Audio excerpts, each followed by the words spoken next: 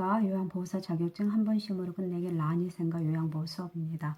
오늘 또 응급상황 대처에서 약물 오남용 및 중독 시에 듣는 방법에 대해서 설명을 드리겠습니다. 먼저 우리가 약물에서 사용할 때 사용하는 단어들에 대해서 그거에 대해서 단어의 개념에 대해서 설명을 드리겠습니다. 먼저 오용이라는 말도 많이 쓰고 남용도 중독이라는 말도 많이 씁니다. 오용이라는 말은 의학적인 목적으로 사용하지만 의사의 처방에 따르지 않고 마음대로 사용하는 거.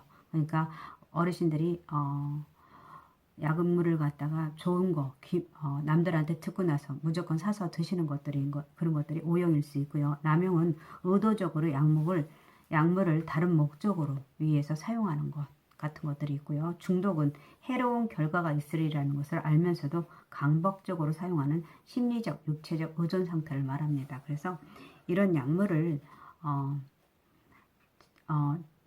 이제 의사의 처방에 의해서 사용해야 되는데, 왜냐하면 그게 중요한 이유가 우리 노인들은 만성 질환의 유병률이 높기 때문에 여러 가지 약을 동시에 투여하는 경우가 있습니다. 그렇기 때문에 우리가 모르는 약, 주위에서 듣는 말만 듣고 좋은 약이라는 말만 듣고 사용하는 것은 다른 기존에 복용하는 약물하고 화학적 반응을 일으켜서 더 상승 효과가 있을 수 있고 효과가 떨어질 수 있기 때문에 우리가 잘 알고 사용하는 것이 좋습니다.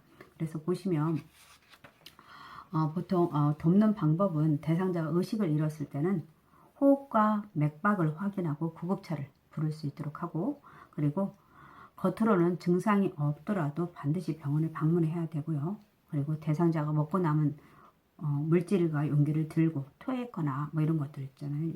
그 다음에 약물 같은 거 이런 것들을 들고 병원에 갈 수 있도록 하고, 그리고 구토했을 때는 토사물을 모두 두었다가 의료진에게 제공해서 성분을 조사할 수 있도록 하는 것이 좋고요.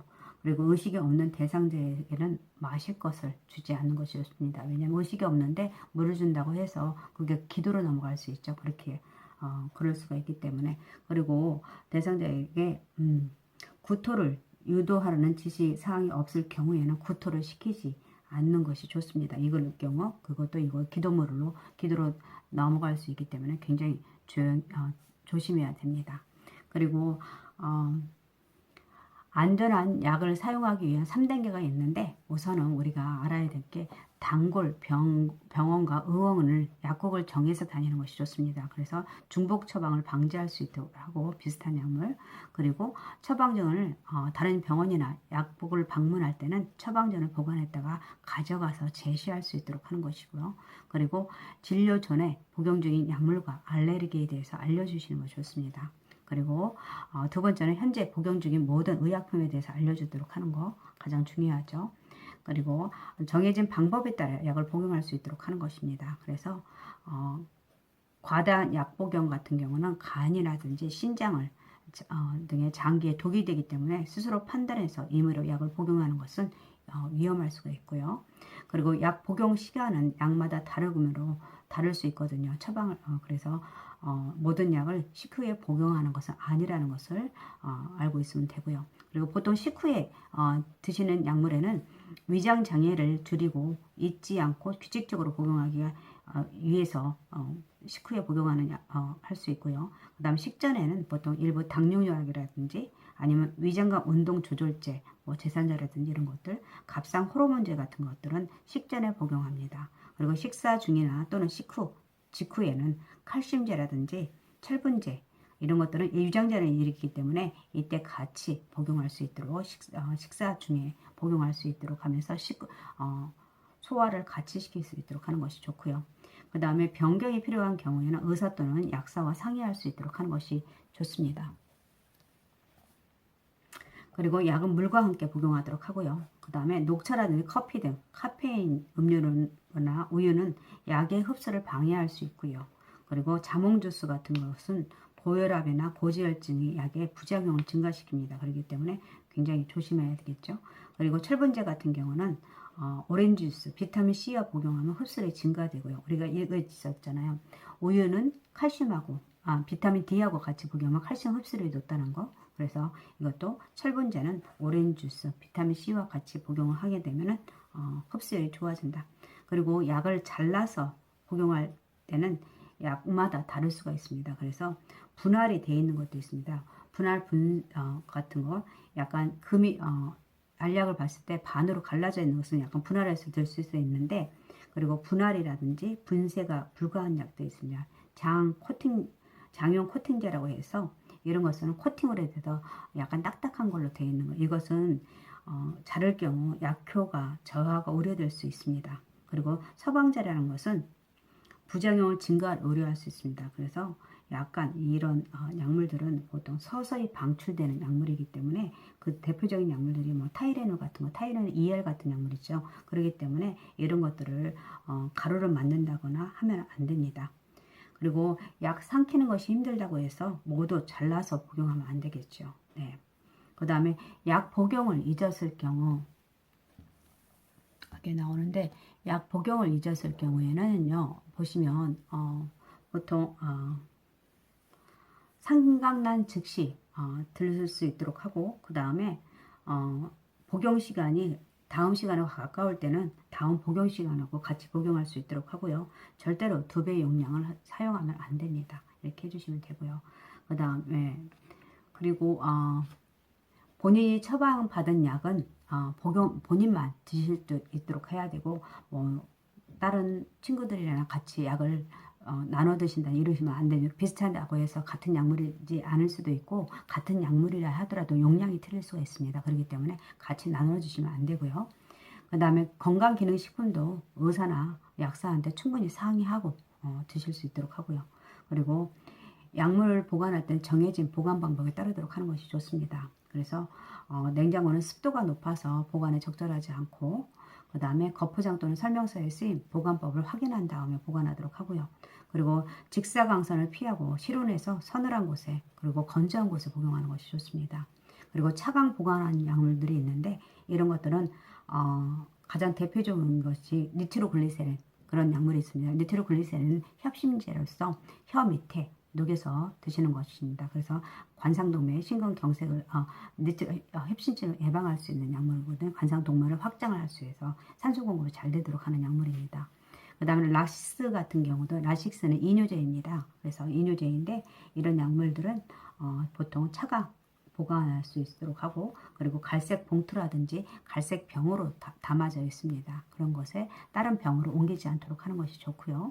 그리고 냉장 보관하는 약물 중에는 일부 항생제라든지 아니면 인슐린 주사 같은 것이 있고, 그리고 이런 것들이 냉장고에서 얼지 않도록 하는 것이 되고, 이런 약물들은 보통 대체로 사용 기간이 짧습니다. 그래서 그 사용 기간 내에 다 사용하고 버릴 수 있도록 하시는 것이 가장 좋습니다. 다음에 심폐소생술에 대해서 설명을 드리겠습니다. 심폐소생술이라는 것은 심장이 뛰지 않고 호흡을 하지 않는 대상자에게 인공적으로 혈액을 순환시키고 폐에 산소를 공급해서 생명을 구하는 것입니다. 그래서 심폐기능이 멈추는 약 4분이나 4분이나 6분 이내에 혈액순환이 되지 않는데, 이럴 때 뇌손상이 올 수 있기 때문에 이때 인공적으로 혈액을 순환해서 심폐소생술을 함으로써 우리가 인공적으로 혈액을 순환시키고, 그다음 폐에 산소를 공급하기 위해 하는 것입니다. 그래서 반응을 확인해야 됩니다. 반응을 확인하고, 그리고 도움을 요청하고요. 그리고 가슴 압박을 할 수 있도록 하는 것이 좋습니다. 그리고 기도 유지하고 인공호흡 상태 확인인데, 일단은 반응 확인할 때는 어깨를 두드리면서 어르신 괜찮으십니까? 뭐 이런 식으로 한다든지요. 그리고 소리 내서 질문해서 반응을 확인할 수 있도록 하는 것이 좋습니다. 그리고 대상자가 반응할 때는 호흡과 맥박이 있다면 회복 자세를 취해 주고요. 그리고 의료진이 도착할 때까지 호흡과 맥박을 확인할 수 있도록 하는 것이 좋습니다. 그리고 도움 요청을 하는 건데요. 도움 요청. 반응이 없고 정상적인 호흡이 없는 경우에 반응을, 그리고 1인 구조자일 때가 있고 2인 구조자일 때가 있습니다. 1인 구조자일 때는 즉시 119에 신고를 하고 주변 사람에게 자동 심장 충격기를 가져올 수 있도록 하는 것이 좋고요. 그 다음에 2인 구조자일 때는 2인이 심장 압박과 인공호흡을 나누어서 같이 심폐소생술을 시행하도록 하는 것이 좋습니다. 그리고 119 신고할 때도 우리는 보시면 정확하게 신고를 해야 되는데 발생 장소가 어디인지 그리고 대상자의 수와 상태를 정확히 알려줄 수 있도록 하고요. 그리고 응급의료 상담원이 전화로 지시하는 것에 따를 수 있도록 그래서 스피커폰으로 할 수 있도록 하고요. 그리고 신고 119 상담원과 통화하지 않는다. 뭐 이런 것들은 이런 문제가 나왔다. 그럼 그거 아니죠. 아니 스피커폰으로 계속 해놓는 것이 좋습니다. 그래서 지시를 받을 수 있도록 하는 것이 좋고요. 그 다음에 가슴 압박인데 이 가슴 압박을 하는 이유는 심장과 뇌로 충분한 혈액을 공급하기 위함입니다. 예, 그래서 보통 대상자가 반응이 없으면서 정상적인 호흡이 없는 경우 이런 건 바로 가슴 압박을 실시하고요. 그 다음 부위를 보면은 가슴 중앙인 가슴뼈 흉골 아래쪽 절반 부위에 두 손을 깍지 끼고 올려놓을 수 있도록 하고요. 그리고 이때 할 때 엉덩이를 들어주는 것이 좋죠. 양쪽을 쭉 펴는 상태에서 구조자의 어깨와 대상자의 가슴이 수직으로 될 수 있도록 하는 것이 좋습니다.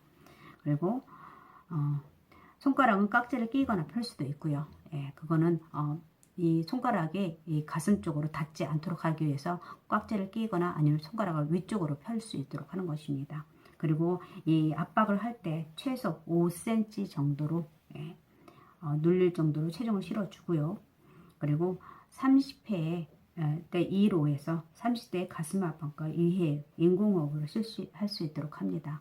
이것의 분당은 보통 하다 보면 100에서 120회 속도로 가슴 압박을 실시하는 것이 되고요. 그리고 이때도 손바닥이 가슴에서 떨어지면 안 됩니다. 왜냐하면 손바닥이 떨어지게 되면 위치가 변경될 수 있기 때문에 우리가 일때 아까 했던 그 위치에서 갈비 쪽으로 갈 수 있기 갈비뼈 쪽으로 갈 수 있기 때문에 절대 손바닥이 가슴에서 떨어지지 않도록 하는 것이 좋고요. 네.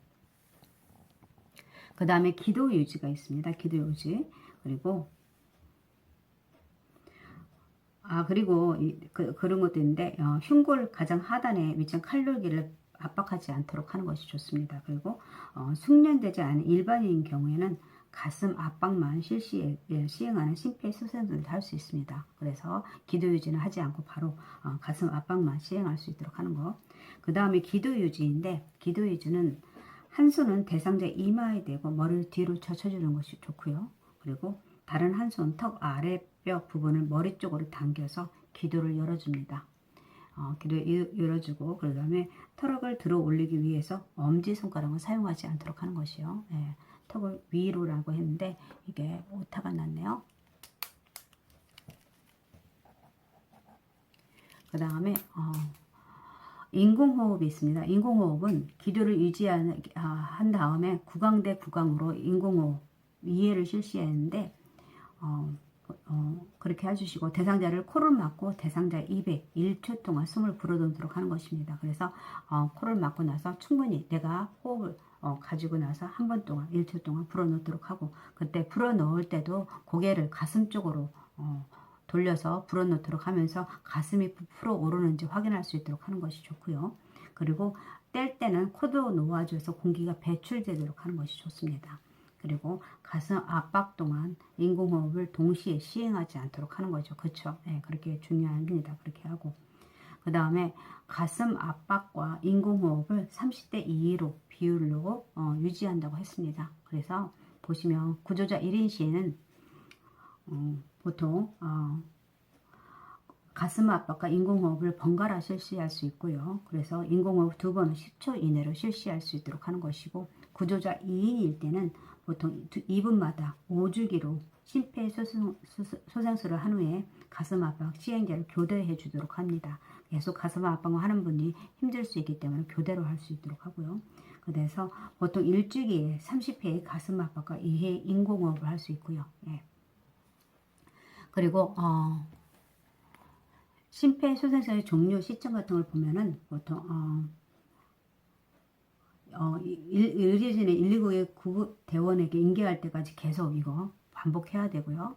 그리고 심폐소생 종료 시점을 보시면 대상자의 호흡과 맥박이 회복된 경우이고 대상자의 사망이 확인된 경우입니다. 그리고 의료진에게 인계됐을 때, 인계하였을 때 할 수 있습니다. 예. 그리고 대상자가 반응이 없거나 정상적인 호흡과 반응은 없는데 정상적인 호흡이 있고 효과적인 순환을 보일 때는 회복 자세로 눕혀주도록 하는 것이 좋습니다. 회복 자세라는 것은 보통 대상자의 몸 앞쪽을 여기로 하고 한쪽 팔을 바닥에 대고 다른 한쪽 팔과 다리는 구부린 채로 대상자를 옆으로 돌려줄 수 있도록 하는 것입니다. 옆으로 돌려주는 건 침이라든지 이런 것들이 옆으로 나와서 기도로 넘어가지 않도록 하기 위해서 하는 것이 회복 자세일 수가 있습니다.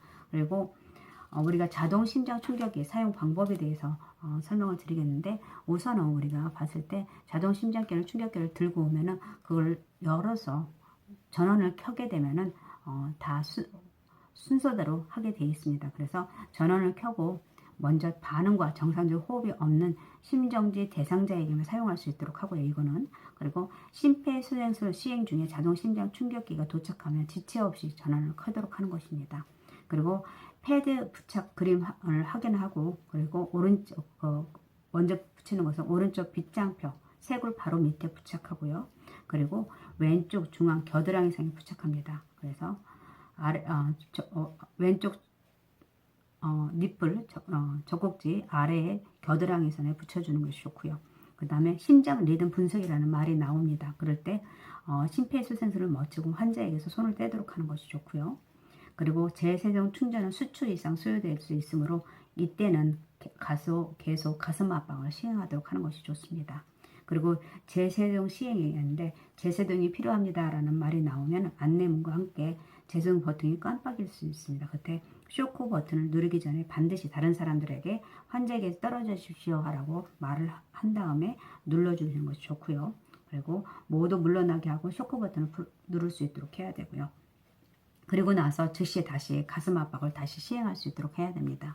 그래서 충격이 전달된 즉시 가슴 압박을 시식하고, 이것은 30대 2의 비율로 가슴 압박, 인공호흡을 반복할 수 있도록 하고요. 그리고 이런 자동 심장 충격기는 2분 간격으로 심장 리듬 분석을 하면서 자동 반복됩니다. 그리고 자동 심장 충격기 사용이나 심폐소생술을 시행을 하는데 119 구급대가 현장에 도착할 때까지 계속 지속할 수 있도록 하는 것이 좋습니다.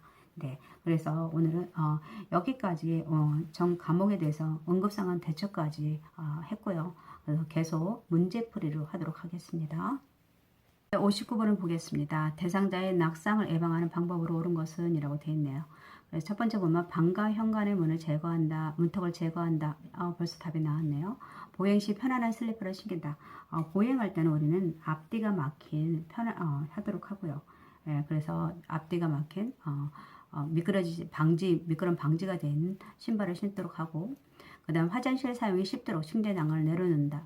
화장실 같은 거, 우리가 침대는 보통 가장 낮게 내려놓고, 그렇지만 침대 난간은 항상 올려놔야 됩니다. 예. 그리고 조도가 낮은 전등을 설치하도록 한다.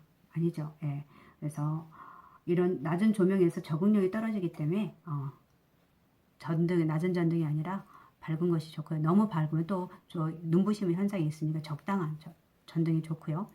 외출 시 엘리베이터보다 계단을 이용하도록 한다. 외출할 때는 엘리베이터를 이용하는 것이 좋고요. 네, 그래서 이거는 낙상을 예방하는 방법이네요. 그래서 이 방법에는 약물 복용에 대한 의사에서 약물로 인해서 낙상을 당할 수 있으니까 확인받고 하도록 하고, 그 다음에 음주하지 않도록 하고요. 그 다음에 시력 같은 것도 나빠지면은 안경을 맞춰서 잘 쓰도록 하고, 집안 안경 안전하게 만들고, 그 다음에 하지 근력 강화를 꾸준하게 운동하는 것이 좋겠죠. 그래서 답은 1번이 되겠네요. 네. 그 다음에 당뇨병. 네, 당뇨병 대상자의 혈당 관리에 도움이 될 수 있는 혈당 지수의 낮은 식품은이라고 되어 있네요. 식빵, 감자, 수박, 미역, 흰밥. 이런 식빵이나 감자, 수박 같은 것은, 흰밥 같은 것은 당이 다 수치가 높네요. 미역은 약간 섬유질 같은 게 있어서 떨어뜨릴 수가 있겠네요. 답은 2번입니다.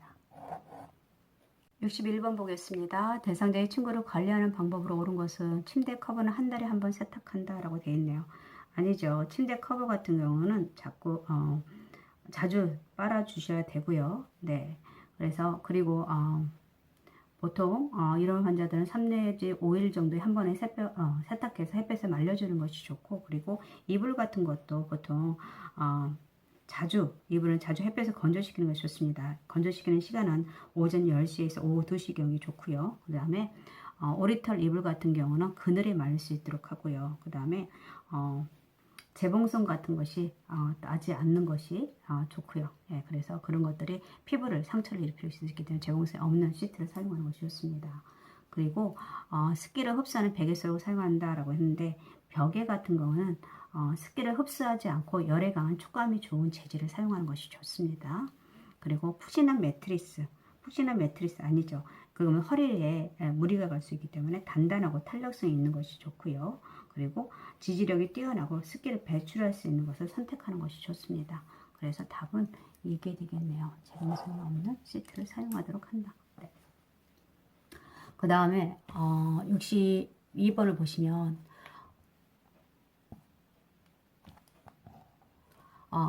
제가 대상자와 외출할 때 동행하는 방법으로 옳은 것은 이라고 되어 있네요. 그죠?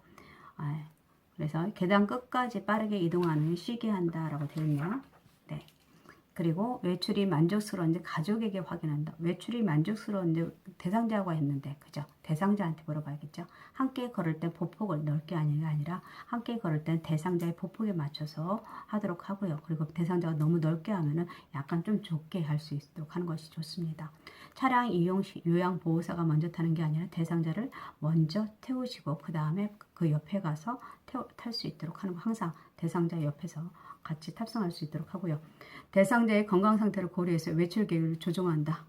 네, 이거 맞네요. 그죠? 네, 외출 계획을 고려할 수 있도록 하는 거. 그 다음에 계단 끝까지 빠르게 이동하는, 계단을 할 때는 보통 오를 때 몇 걸음에 한 번씩 쉬면서 이동할 수 있도록 하는 것이 좋습니다. 그래서 조정할 수 있도록 하는 것이 5번이고요. 제가 치매 대상자의 안전사고를 예방하는 방법으로 옳은 것은 이라고 했네요. 채광을 고려해서 방은 1층보다 2층에 배치한다라고 했는데 노인 대상자들의 방은 2층보다 1층이 더 안전하고요. 그 다음 모기약은 쉽게 찾을 수 있도록 화장대 위에 둔다. 모기약이라든지 위험한 물건들은 대상자가 발견할 수 없는 장소에 보관하는 것이 좋습니다. 그리고 노출된 온수 파이프는 열 전도율을 높은 곳으로 감싼다라고 했는데 노출된 온수가 나오는 수도꼭지는 빨간색으로 표시해서 위험하다는 걸 알게 해주시고요.